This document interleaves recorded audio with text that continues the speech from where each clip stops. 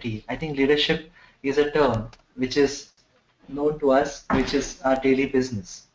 We have been talking about it for a long time. We have been doing some activities in our own areas to understand how can we maybe breed leadership or maybe develop our leaders in our company if you are part of the training in the part of the HR fraternity.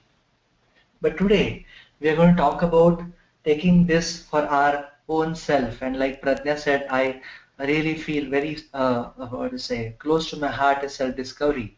So being, doing, and becoming are the three terms which I'm going to talk about in this session. When I say being, that means being able to know that what is the importance of leadership for my own self as an HR person. Second step is doing. That means what can I do? What can I contribute? How can I develop my quality as an HR person to be able to lead the organization? And the third step is becoming.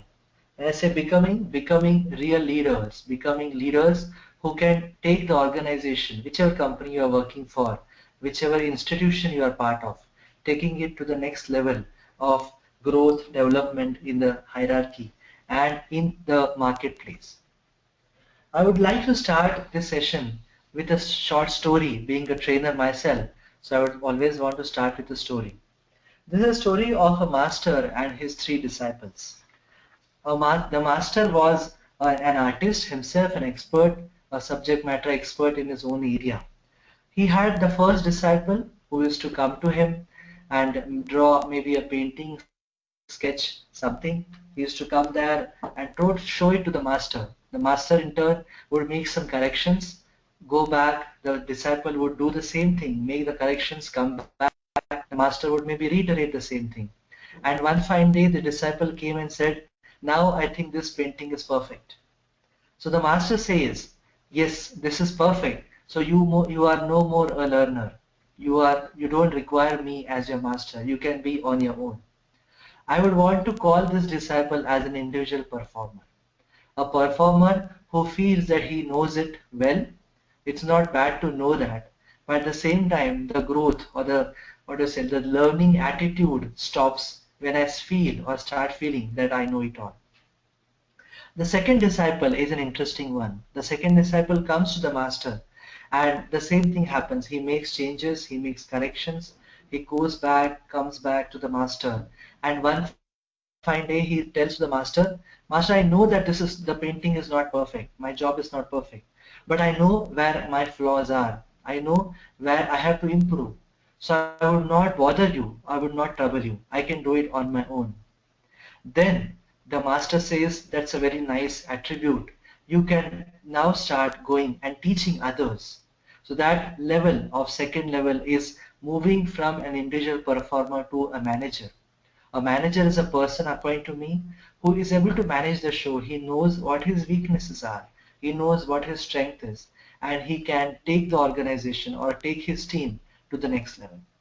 Now comes the interesting part or the third disciple, which is very close to the HR, I would say the profession in which we are in. So the third disciple comes to the master and he says, Dear master, the same thing happens, the corrections and the changes happen. And one fine day the disciple tells the master, I know what has to be corrected and I know how can I teach other or how can I take the position or to take the level. I know where to go. I know how to learn. The master says, yes, you are the right person. You can take my role. You can take my position. So the master now creates the next master. And that exactly, according to me, is the role of an HR person. When we are talking about in the lights of leadership, what we're going to spend this 1 hour on is first to understand that how our HR professionals are different among the leaders in the industry. What is the role of a leader in HR? This is a term not new to us as I started my session with. But why are we talking about leadership in the HR? We are already talking about leadership as a part of our business. What are the competencies required to be a leader in HR? And last but not the least, some actions for all of us to really look at it.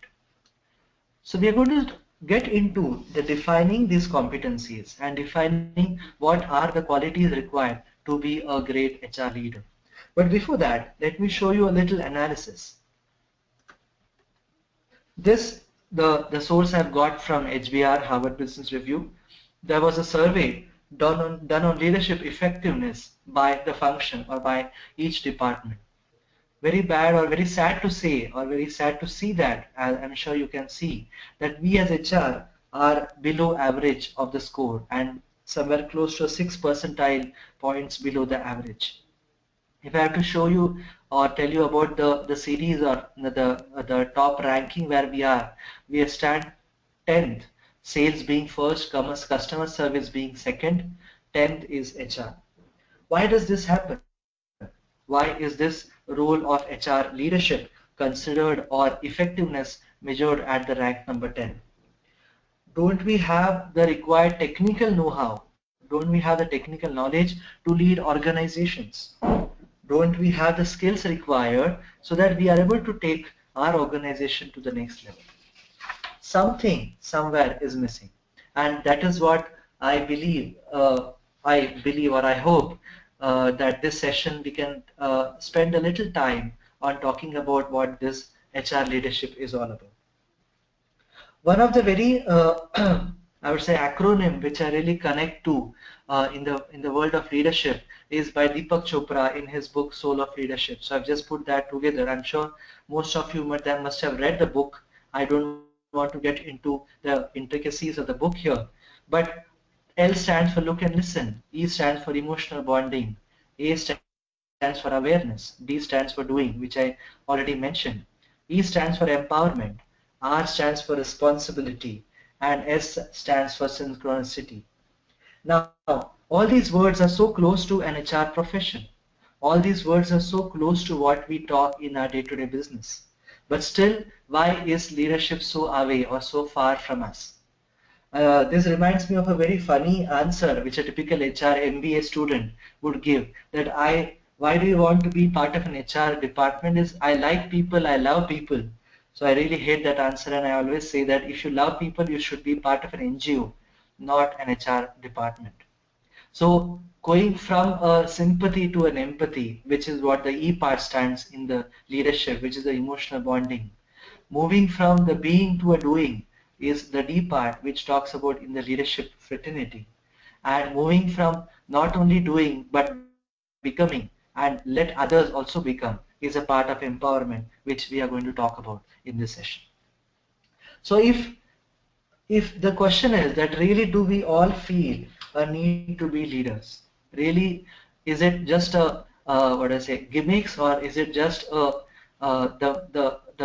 topic of the day, the topic of the market, that leadership is something which is spoken so much about? And are we really able to spend time? Are we really able to feel that we need to be leaders in our own domain? And I'm sure we understand that here I'm not talking about leadership as a designation, as a role, as an authority, or as a position. But I'm talking about becoming the true leaders who can lead the organization at whatever level you are to take it to the next level of growth and development. So what is that which is missing? Okay, maybe I would not want to say it's missing, but what are the competencies required to be a leader in HR is something which I'm putting forth here. These are 7 competencies. So it says knowledge, strategic thinking, leading change, effective communication, establish credibility and impact, drive for performance, and last but not the least, but very, very important, is ethical behavior. Nothing new, no rocket science, but I would want to spend or deep dive in each topic and correlating that to what some examples which I have experienced in my small tenure of 12 years or have heard from great HR leaders talking about in each competency. I would request, in case you have any questions, like Pratnya also mentioned, please make a note of it.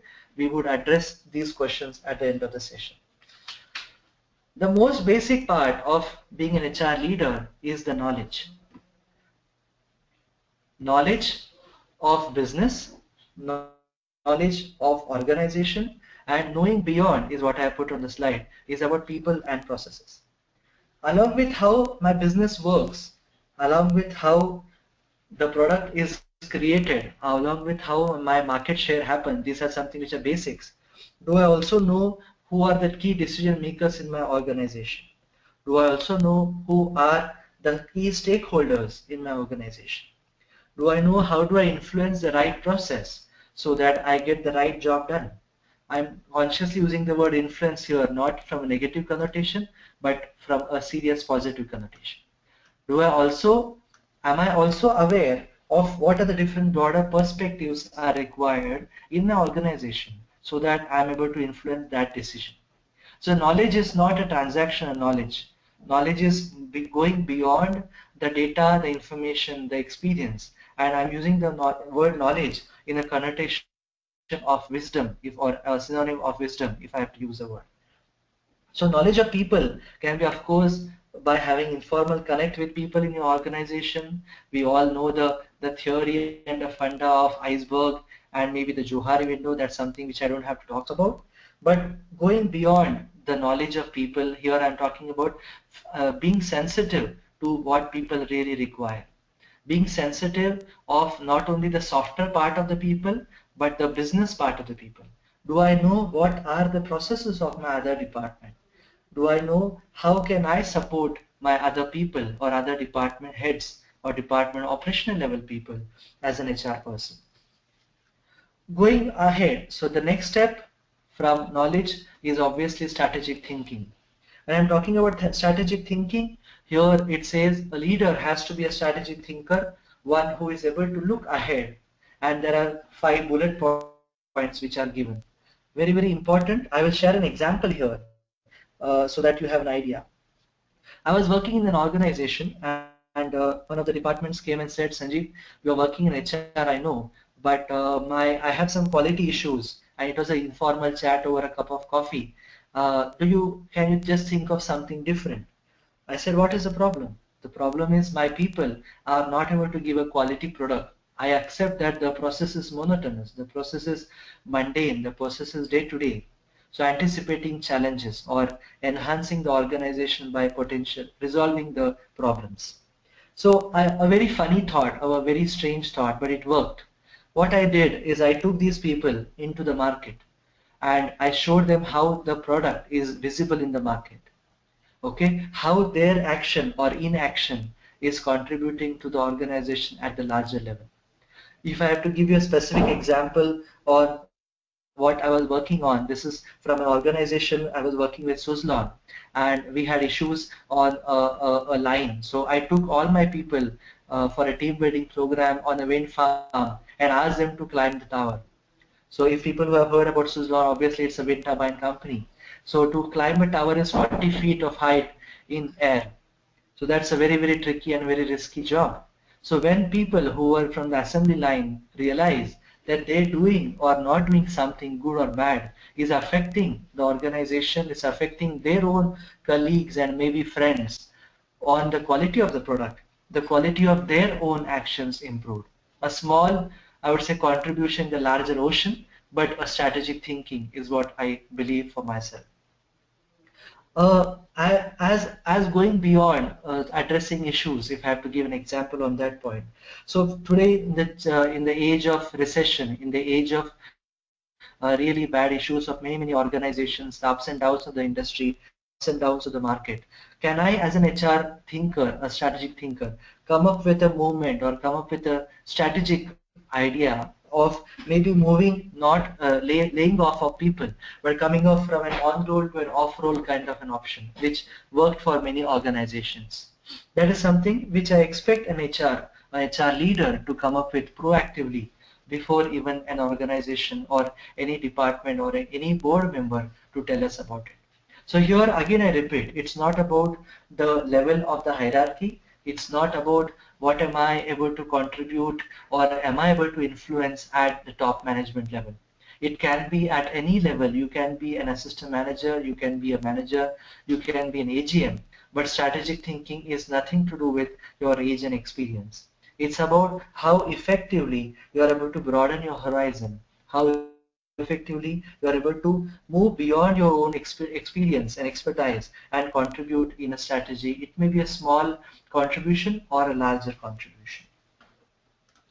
Moving ahead, this is a very, very critical part of the whole journey when we are talking about leading change. So to me, a reason leading change is very important for HR, or it's like simply that, can I expect an accountant or a finance profession to create a change in an organization? If you look at the components, it says encompass persuasiveness, encompass communication skills, are you an authentic leader, integrity, trustworthiness. All these words are our day-to-day business. All these words are something known to us. And if we are people who can connect to these words in the true sense, I think we are the only people who are going to really lead change.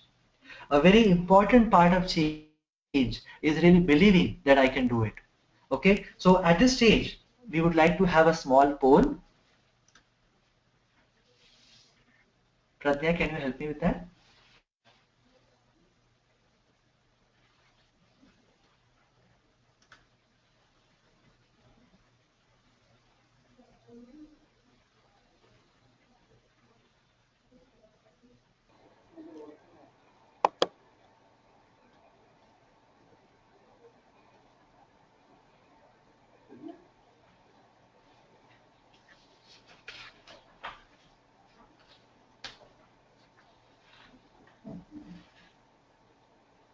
Sanjay, can we close the poll?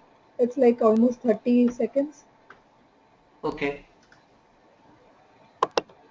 So here are the results. So we have about 88 people saying that yes, they think that HR can create a change, and about 12% says that no to the answer, says no. excellent. Thank you so much for participating in the poll. It's really interesting to see that 88% feel that they're able to create that change. For the people, 12 people or 12% people who feel that they are not able to see, or the perception of their own employees is that they are not able to create that change, I have a very simple tool, and I'm sure this will also be beneficial to the 88% people as well. Leading change, like I started saying, that it's about really believing that I can change. And it can be as a very small gamut of my own area, or it can be a broad area as an organizational strategy as well. So the first step to create a change, this is something which is about creating a story. And this is a very, very simple tool, but works miraculously. I'll also share some experiences where I have used it. First, as an individual working in HR function, is I create a story of change and share with my people, share with my organization, share with all the people who believe in me as an individual. So I'm here working on the individual level, and we say this is how the story spreads. Like I would say, rumor is a negative connotation, but like wildfire in an organization. The second step to change is acknowledge and appreciate your team employees who are sharing their stories.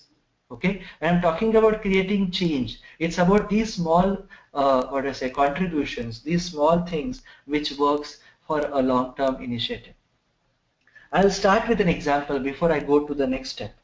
I was working in an organization where there was a lot of talent within, and which was not being utilized because it was a pure hardcore technical organization involved in a lot of design, lot of engineering, and lot of stuff like that. But we were looking for people outside to come and train our people. We were looking for experts from outside. So I and my team, we discussed, we came up with a story that if you have any doubts about, say, engine, you go to Mr. Joshi, he is the right person who can guide you. People really loved it. Both the people who learned from Mr. Joshi and Mr. Joshi himself. Sounds very silly, sounds very simple, but we didn't stop that. So we appreciated that more people started talking about Mr. Joshi and Mr. XYZ, and then the appreciation started at the next level. Now, we went to the next level. So this is a informal thing which the organization started. We all contributed. We shared that, okay, I'm very good at it. Mr. X is good at it. So we created a process then. Create a process so that everyone follows. So we started with something called as a Learning Saturday. Every Saturday, a forum was created where people who are experts in their own areas. Now, when I say experts, these are not designations. These are people who are known in the organization for whatever they may be doing. It may be as simple a tool of using Excel in his own area. So one of my colleagues working in Volkswagen, he is such an expert in creating PPTs. So we invited him to share for our session for the Volkswagen Academy to do a session on creating PPTs. I started talking about this in the organization. And people in different departments have also started doing that once in a month, once in a week, or once in a fortnight, they will open up for a small session of 15 minutes, 20 minutes to start talking about whatever people are good at. When this Learning Saturday started, people came up, people came ahead, shared, taught whatever they knew, and the whole culture of learning in that organization was introduced. Last but not the least, very, very important is to sustain. So reward for following this. This will lead to a sustained change. So when you reward, it's a closed loop cycle. It's a closed loop or system or a process. So the first two circles of story and appreciate are the human part, the people part of it. And the process and reward is more of the process part of it. So this is something which is a very simple tool, but very, very effective according to me, because change is, like I spoke about change. Change is all about human behavior. Change is all about believing that I can change, and change is something which will happen over a period of time. So it's very, very small baby steps is something which will help us lead the change in our own organization. Now let's go to the next level. Here we are talking about a very important perspective of effective communication. Now, as an HR professional, as an HR person, to lead, to become an HR leader, it's important that I communicate within and communicate without. Okay, it's important that we also understand that when I say communicate within, do I talk the company language? Do I know the terms used in my organization? Do I also know something which is very, very fluently used in my company? Or am I using the so-called HR language, the Greek and Latin, of which many departments don't appreciate? The classical example of why communication goes for a toss in the HR world is I can give an example of the classical bell curve. So many department heads and employees hate the HR department. I highlight the word hate the HR department for not because it's a wrong process, but because the HR member is not able to convince, is not able to communicate the importance or the background of this HR process. On the other hand, if as an employee working in Volkswagen, if I'm also talking about a perspective of knowing my product, I cannot tell my friends and relatives that I'm working in HR department, so I don't know about the car, I don't know the features of my product. But I have to know the depth of it. I have to know what am I talking about. I have to know what is the importance of the product, what are the features of my product. Can I look at myself as a brand ambassador of Volkswagen so that I'm able to contribute to even the sales of my product. Now it can be perceived as a personal choice to know a little more in depth about the car and the engine. So for people, we have people from different organizations, different product ranges here. So at the same time, but I would still highlight the point that as an HR person, I'm responsible to know and communicate within my organization and outside also about my product and about whatever my organization is doing. A very valid point in the point of communication is communication at all levels. Do I also can I also really go across the layers and communicate the importance of HR department? Many times we have to take a step back. We have to go back on our thoughts, go back on our stances, because the management is not for that. But as an HR person, if I believe in whatever I believe, if I believe in the areas on which I am expert, if I'm convinced with data, facts and figures, can I sell my thoughts, my ideas to that level as well? This is also an important perspective of effective communication and also understanding different perspectives of the business and support with suggested solutions. A very critical part, I would say, I'm using the critical part for all the seven maybe, but important here is to look at established credibility and impact. Here, before we get into this slide, I would want to show you a small video, and I'm sure you will have a different perspective of this video. Operation.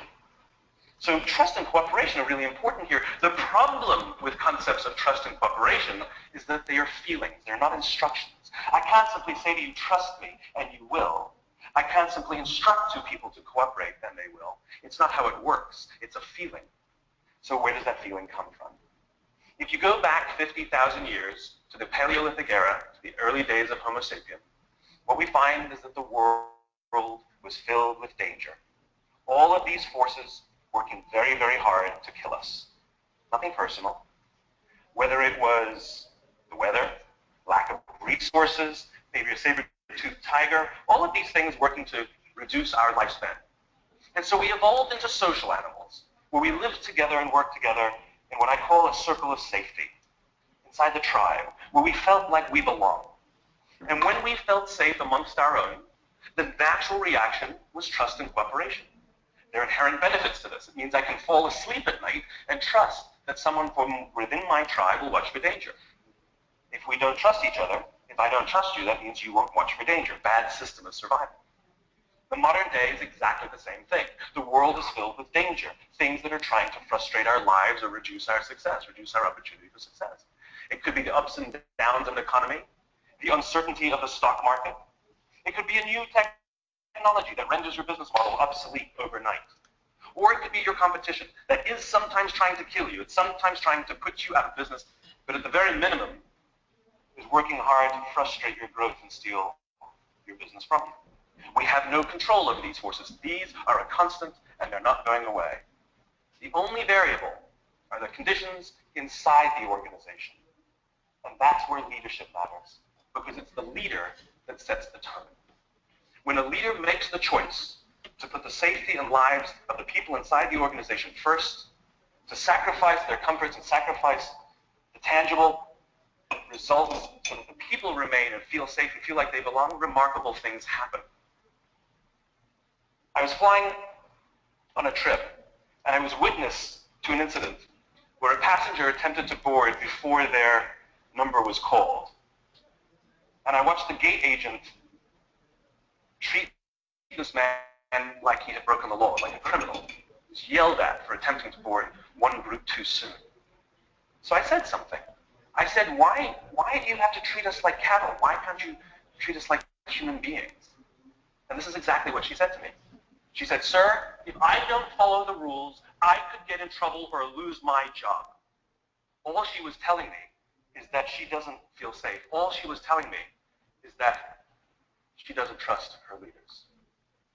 The reason we like flying Southwest Airlines is not because they necessarily hire better people. It's because they don't fear their leaders. You see, if the conditions are wrong, we're forced to expend our own time and energy to protect ourselves from each other. And that inherently weakens the organization. When we feel safe inside the organization, we will naturally combine our talents and our strengths and work tirelessly to face the dangers outside and seize the opportunities. The closest analogy I can give to what a great leader is, it's like being a parent. If you think about what being a great parent is, what do you want? What makes a great parent? We want to give our child opportunities, education, discipline them when necessary, all so that they can grow up and achieve more than we could for ourselves. Great leaders want exactly the same thing. They want to provide their people opportunity, education, discipline when necessary, build their self-confidence, give them the opportunity to try and fail, all so that they could achieve more than we could ever imagine for ourselves. Charlie Kim, who's the CEO of a company called NextJump in New York City, a tech company, he makes the point that if you had hard times in your family, would you ever consider laying off one of your children? We would never do it. Then why do we consider laying off people inside our organization? Charlie implemented a policy of lifetime employment. If you get a job at NextJump, you cannot get fired for performance issues. In fact, If you have issues, they will coach you and they will give you support, just like we would with one of our children who happens to come home with a C from school. It's the complete opposite. This is the reason so many people have such a visceral hatred, sort of anger at some of these banking CEOs with their disproportionate salaries and bonus structures. It's not the numbers. It's that they have violated the very definition of leadership. They have violated this deep-seated social contract. We know that they allowed their people to be sacrificed so they can protect their own interests. Or worse, they sacrificed their people to protect their own interests. This is what so offends us, not the numbers. Would anybody be offended if we gave a $150 million bonus to Gandhi? How about a $250 million bonus to Mother Teresa? Do we have an issue with that? Not at all. Not at all.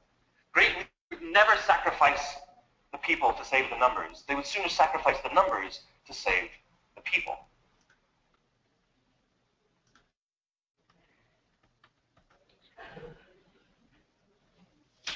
I'm sure this video spoke a lot about what I was trying to say here from the angle of established credibility and impact. How do I create this credibility? How do I enhance my perception about myself as a leader, as an HR person in my own organization? Do my people feel safe talking to me? Do my people feel open and transparent and frank while they are sharing some things about themselves, about their department with me, formally or informally? Can I be more sensitive to know what are the concerns they are going through? As an HR person, I'm sure in now this is the month of February, so it's the MBO wave or the MBO fever as we call it. Obviously, there is a lot of observation, lot of rumors, lot of here and there discussions going on that everybody uses HR as because we call it as a thankless job as well. That they said, okay, because of the HR bell curve that I'm not able to really give you a promotion is what many managers and head of the department use. But as an HR leader, as an HR person, can I create that space for myself within my organization? I'll give you an example. As a training person, okay, so I'm not very close to HR in terms of the day-to-day transactions. When I talk about HR, close to HR, obviously I'm part of the HR department and the developmental part, but the compensation, the payroll, or that's something which I'm not part of. But how do I build my credibility as an HR person? So whenever there is any concerns of any department, so I have created a space, I have created that credibility where people walk up to me, come to me and say, Sanjeev, this is what I have problems with my people. This is what is a problem with this guy. He has an attitude issue. Can you do something about it? So I had a question here from I think one of you who said how to bring about change, motivate people for change from top to bottom without spending much. So I would like to address this question. I'll repeat the question. How to bring about change, motivate people for change from top to bottom without spending much. Here, the very, very critical part is to establish that credibility. Everybody joins an organization to be successful and to be happy. Can I create that space and platform for him to grow? Grow doesn't necessarily mean grow in terms of his designation or only the salary and all those things. But can I create a space by being in touch? Can I, like in one of my organizations, we had a concept called SPOC, single point of contact. Now this single point of contact is a little beyond the HR partner concept, which is very formal and very transactional. A single point of contact, it's like a soft board where anybody can come and share and discuss. It's like Ek Khidki Yojana. Okay, so it's like anybody can come and talk informally. So I need to have that kind of a personality within me where people come up and talk to me and discuss about their personal and professional concerns. As an HR person, you may be part of any subsection of HR. One of the qualities required is to have development and coaching attribute or a perspective of development and coaching. So it's about personal, it may be about people wanting would like to come up to me, come up to as an HR person and find out whether it makes sense. Should I? What is the career my child should have? What is the job or what is the line of business he should do? All these questions are also part of our offering as an HR person. Let's have one more poll here at this stage.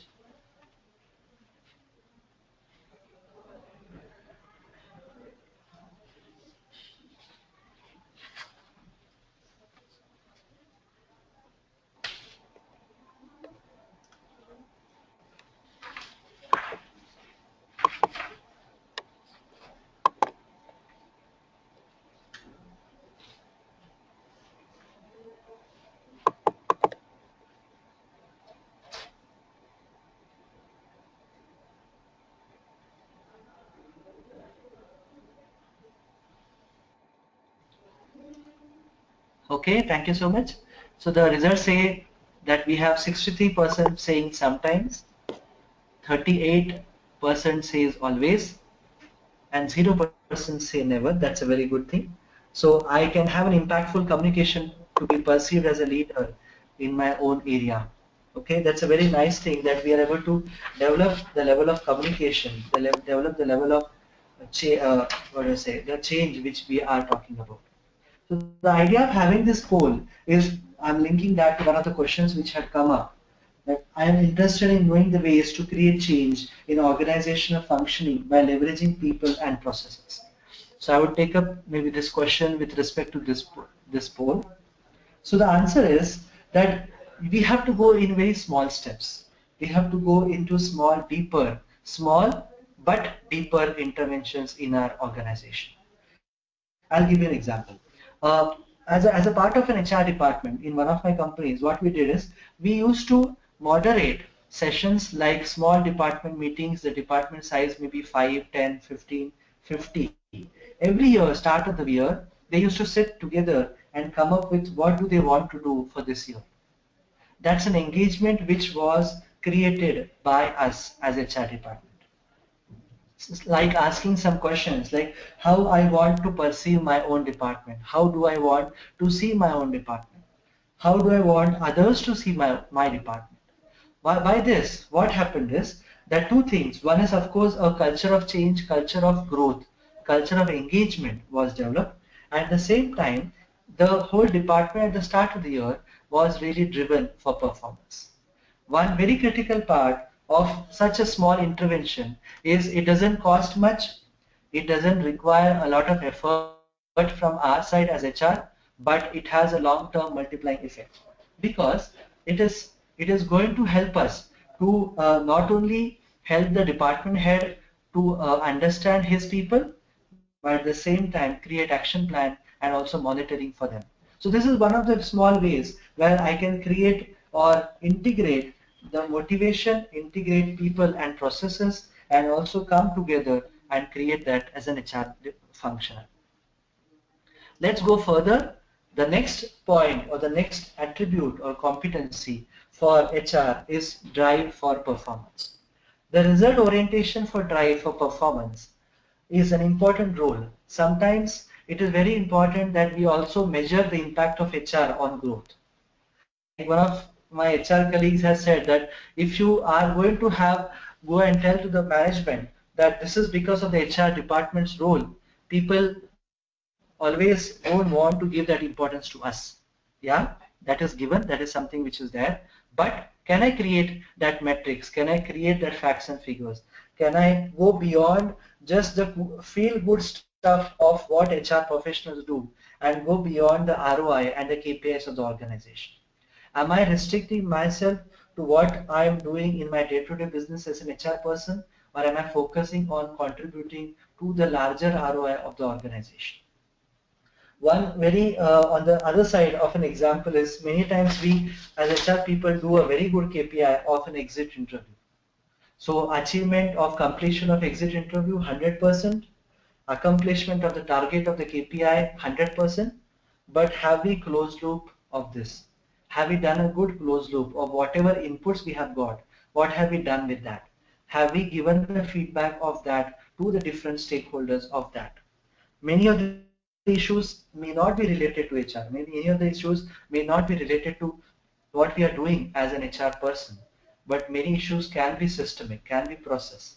So that when we go back and contribute, I think that is something which will help us to establish that drive for performance and to establish credibility for our own self as an HR leader. Last but not the least, the ethical behavior. It's like be the change you want to see, lead by examples. We have so many quotations in the HR world to talk about. A very different perspective, ethical behavior is what here I'm highlighting. Are we only talking about being integrate or having integrity, honesty, and all those cliched words, or are we able to go beyond and tell to the organization and the management that whatever we are doing at this stage is something which is unethical or something which is going to have a long-term issue, and do we have the guts to say that to our management? So standing by ethical behavior ourselves and standing for ethical behavior of the organization. So these are two perspectives which I am adding when I'm talking about an ethical behavior as an HR leader. A very small perspective or is that as an HR person we are under a magnifying glass. Whatever we do, whatever comments we pass, whatever we are saying or not saying has a long-term impact on the organization. So we have to be, what do I say, under a close watch whatever we are doing. Are we showing any deviations in our own policy? Are we showing any kind of favorism for our own HR people? Is something which is totally going to go against what we say, what we do as an HR person. Coming back to our 7 competencies: knowledge, strategic thinking, leading change, effective communication, establish credibility and impact, drive for performance, and ethical behavior. A very important way to look at these 7 colors, or like I would say 7 like the rainbow colors. If I am able to pick up one of this color and change the way I am looking at myself, the way I'm looking at my own function of HR, I'm sure we will be able to be great leaders in the HR fraternity. What mistakes we may do? A very what do I say, important also point to look at is focusing internally rather than externally. So when I said focusing internally, this is only HR's job, or this is what my job is, rather than saying that, can I be open to look at an external world? Can I be open to look at how my function is affecting the larger organization? Lacking strategic perspective, we already spoke about this. A very critical part is for you may be, like I'm repeating myself when I say you may be at any level of the organization. The more you are thinking strategic, the more for you as a person you are able to grow, the more you will be accepted, and the more you will be happy with yourself as an HR person. Not anticipating and responding quickly to problems. The typical blame which many departments have on HR is like they always say, हाँ वो थोड़ा सा छोड़ दो, आराम से वो settle हो जाएगा. This is the typical case after the MBO results, after the appraisal results. So no HR person is available for discussion because he says, let the time pass away, people would be happy with that, and people will start accepting. I'm not saying it's possible for us to have all the resolutions of problems. I'm not saying it's possible to satisfy everybody, but as an HR person, anticipating or responding is also important for us at the right time. Last but not the least, resisting stretch goals. So if the organization is expecting and we are going through the ups and downs, are we open to take up goals at different level? And are we open to also handle those with a very good organization skill and a leadership skill? How to move further? So we have spoken about a lot of things. I tried to give you a lot of examples of how I have done something in my life. I've seen some organizations and top HR leaders doing these things. So what my proposal is, please pen down what are the top 3 challenges of your organization. Please pen down what are the top 3 objectives of your organization, your team as an HR team, and yourself as an individual. So the third, what can I do to work towards it, and how can I lead a change, create an impact in my current HR role? So these are some questions. If you can pen it down, and set a timeline for yourself. I'm sure with small baby steps, always I keep on saying about baby steps because that is sustained.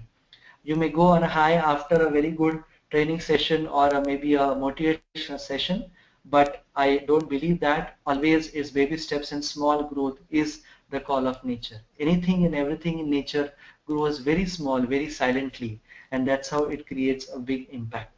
Monitoring and review, of course, is something which is critical. So I would really thank all of you for being patient and listen to me. I'll be open to have some questions. So you can type out your questions. To my best of my abilities, I will answer a few of the questions. I think few questions which came, we have answered them, but I would be keen to answer some more questions as well. Thank you, Sanjeev. So we are having some questions over here. So shall we take it up? Yeah. Yeah. So what impact does an HR leadership have on the company culture and can you put some light on it? Yes, so what impact does an HR person have on the company culture? It has a huge impact, and we are the people who can create that impact. We create it subtly, like I gave you the four-step model of the story methodology. That's something which can create a long-term impact. When we are also able to create change in terms of processes, we can create an impact at that level also. If I give an example, one of my departments purchase, they wanted to create a change in the culture of how they are doing a negotiation with an external vendor. So as an HR person, we address the issue. It was internally the belief of how they think they should negotiate. And that it was not only a training program, but it was a cultural change for the people who are part of that negotiation. And that we can, as an HR person, create an impact. So for me, if I have to really summarize this answer, the four-step process of creating a story, appreciating the story, process, and reward is the four steps which would create a long-term impact as an HR person. We have another question here, as in what role can HR play in mergers and acquisition?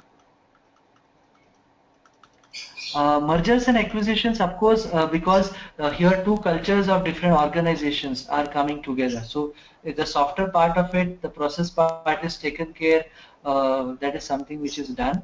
But as an HR person, to understand these two cultures and give inputs on how these cultures can be integrated is something which can be done. If I give an example, when if we move from an MNC or maybe an Indian company being merged into an MNC, or there's an acquisition which is happening, so people are really scared about different.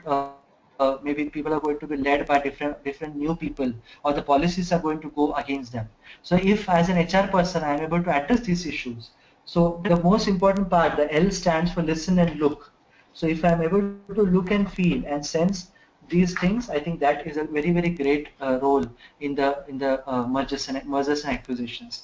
Also, the integration of the policies. Many times, the management wants to push hard on some policies which are more beneficial for the short term. I'm consciously saying management as well. These are examples which we have seen. But as an HR person, if I'm objective to it, and if I'm able to address the pros and cons, not talking the typical HR language of I feel, but the language of data and facts and figures, which is the business language, I think I have a very important role to play as an HR person. Thanks, Sanjeev. So, we have another question here, which says that establishing credibility depends a lot on the maturity of your team and how to deal with a team which has developed a pattern over a period of time. That's a very nice question. Yes, of course, if you have the oldies of the, what I say, the old generation people or a very new generation people, it is a little tricky, but it's about going and understanding them. So here the best way is to use the well-known iceberg. It's about knowing their language, it's about talking their language, sometimes letting go of our own drive, sometimes letting go of our own thoughts, maybe modulating their thoughts. It will take a little time, but I think it's possible. If I have to give an example from the shop floor, one of the concerns in my previous company, one of the members of the union was not agreeing to work on a line. And so I suggested to the group leader, to the shift leader, that you don't give him job for a fortnight. Let him just sit. Tell him that you are part of union, you are a very important member of this team. Why don't you just sit and relax? This guy, everybody started observing him. Everybody was like, "अरे तुम्हें कोई काम नहीं दे रहा है, so what are you doing for the whole day?" And it was a peer pressure which created. And he said, "Sir, please बता दो क्या करना है." And he was ready to work as per the instructions of the group leader. But the flip side of that is I should not feel that my ego is boosted. Many times a mistake happens that I forget the objective of the organization and I want to prove myself right. That should not happen. If I'm trying to create a change, the change should be for the organization, not for my own individual benefit. So it will take a little time, older generations or different culture, but it is possible, is what I would say. Thanks, Sanjeev. So we have like many questions are piling up, so we'll take up one more. So it talks about the video that you had shown, and it says that it spoke about coaching a non-performer and help them grow. Yes. But then Yes. typically a business wants performers and drivers. How HR can strike a balance in this? Yeah, so the fad, I'm conscious using the word fad. The fad is that the policy talks about that we will choose the top 5% talent of an organization and do an IDP for them, do an individual development plan for them, and all those things. But at a informal level or at my own level, can I also, if we have the concept of HR partner, if I have the concept of single point of contact, so I know my department people a little more. So here I am talking about the balance would be when you are able to do some individual contribution. Maybe the effort required by that low performer would be a little higher. But if he knows that there is somebody who is listening to me, there's somebody who is able to support me, maybe not even at sending him for a program, but talking to him, spending some time, giving him some books to read at an individual level. I repeat that. So that is something which will help us to strike a balance. Obviously, after a period of time, if I have done everything, but he is not coming up to that level, I need to work. I am working for an organization, so we are in business, so we have to take some difficult decisions. But that effort at our own individual level, if that is happening, then two things: we are creating a positive image of HR, we are creating our own credibility and an impact, and we are also creating or rather developing our own knowledge and skill as a leader, is what I would say. Sanjeev, one more question, and probably this is the last one that we can take it up. So it says that Yeah. what are the top 3 integration issues that HR should look into? I didn't get integration issues. Can you elaborate that? I, Aryan, right? yeah, Aryan. So I So think Aryan, can you just elaborate that a little bit? Maybe you can type out something. so he's saying that on M&A, on mergers and acquisition part. Okay, so the top 3 integration issues from M&A would be obviously the culture, the two cultures. So there's a cultural study which happens. Like if I have to give an example from an Indian company to an MNC. So in Indian companies, we are typically, okay, so if I know the person, if the policies are not very strict and stringent.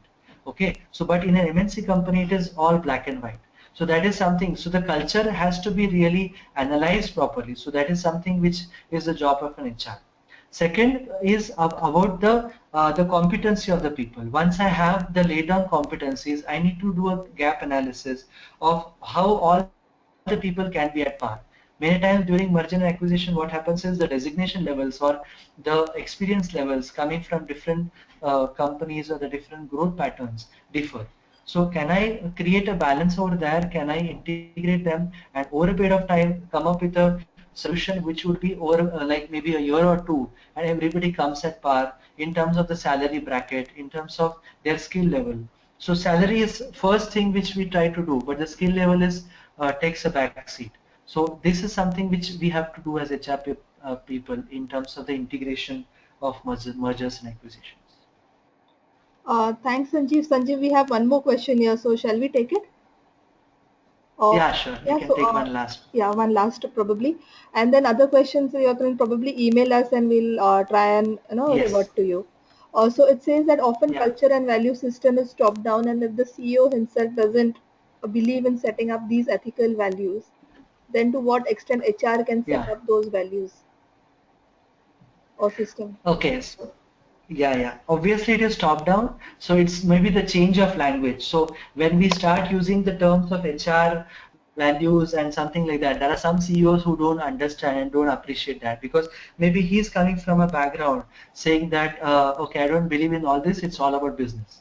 So can I convert that value system into a ROI, into a return on investment? Can I give him a business case? I'm consciously using the language of business. Can I give him a business case that if there are some processes which will establish the integrity of people, then we will have increase in profitability, increase in the confidentiality, increase in our ROI, increase in the way we are looking.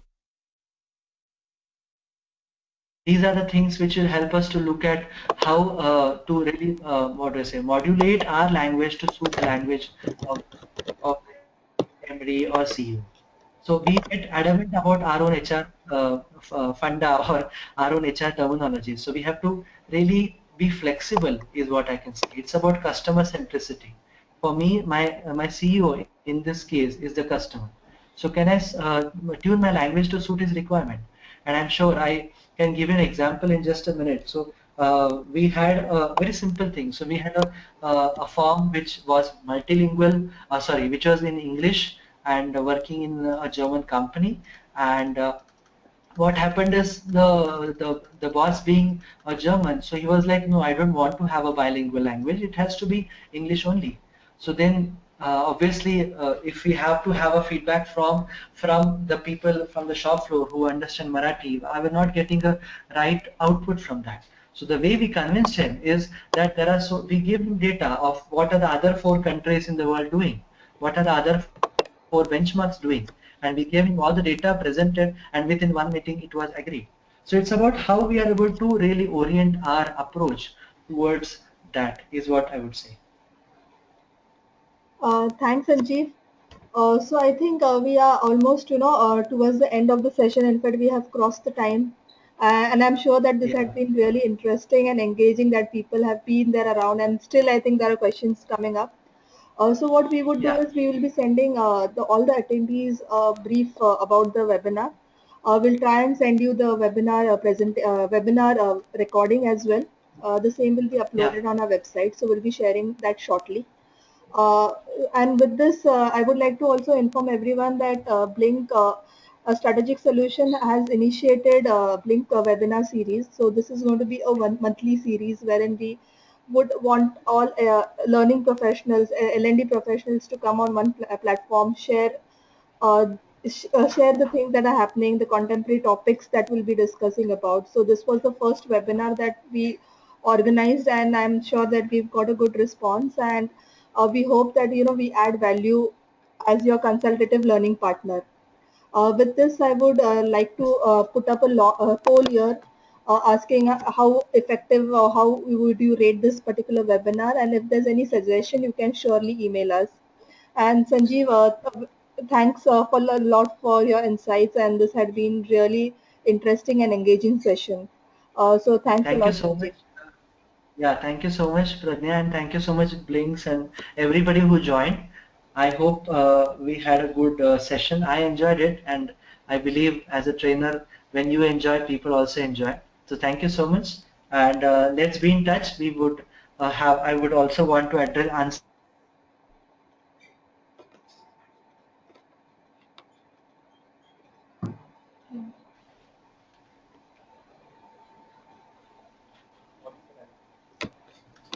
I think Sanjeev, audio is not working. So we'll try and connect to you shortly. We'll get a follow-up email from us, and we'll be sharing you the recording of this particular webinar. Okay, okay, Yeah, okay. yeah. Can you hear me now? Yeah, Sanjeev, we are able to hear you. You were blank for a while.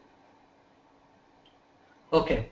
Yeah. So thank you so much to everybody, and thank you to Blinks for arranging this. I would like to address all the other questions as well. So you can send mail to Blinks, and we would also will address the questions as well. Thank you so much. Thank you. Thank you. Thank you all. Have a good day.